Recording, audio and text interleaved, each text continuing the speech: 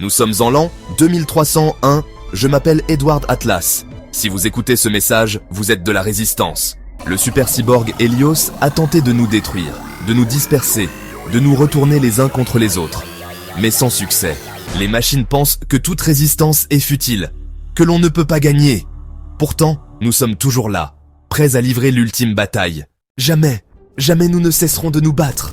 Notre premier objectif sera le labo, là où tout a commencé et où tout se finira.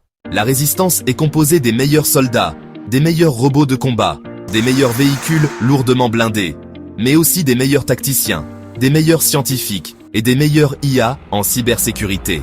Nous sommes le 16 décembre, il est 22h05. En ce moment même, une équipe d'extraction s'apprête à tenter une percée dans le labo situé en Antarctique, dans le but de récupérer des dossiers top secrets sur le projet Helios. Leur premier objectif sera la tourelle de défense, se situant à l'extrémité sud du labo, où se trouve une lourde porte blindée. La sécurité, une fois à l'intérieur, devrait être minime. Une fois à l'intérieur du complexe, c'est le chaos. Le laboratoire est en ruine. Des scientifiques ayant bu le concentré Helios se sont vus zombifiés. L'équipe d'extraction se retrouve alors face à face avec une horde de scientifiques zombies, et les balles fusent dans l'ensemble du complexe. Alors que l'équipe poursuit une percée dans les couloirs de l'installation, les résistants se retrouvent cette fois-ci face à deux cyborgs lourdement armés. Les résistants n'ont aucune chance. Seules une poignée de soldats réussissent à abattre les deux cyborgs. Ils poursuivent dès lors leurs ascensions dans le complexe. Il est 22h45 et l'ascenseur principal menant au labo de recherche médicale est en panne. Pas de chance.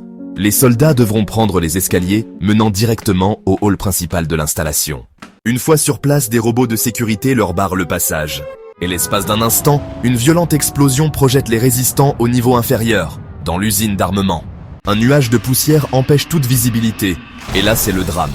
Un énorme zombie tout droit sorti de Resident Evil détruit tout ce qui se trouve sur son passage.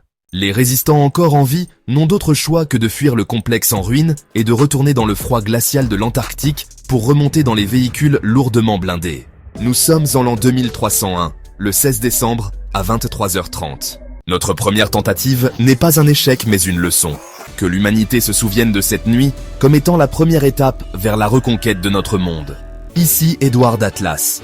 Si vous écoutez ce message, si tu écoutes ce message, Helios, nous sommes la résistance.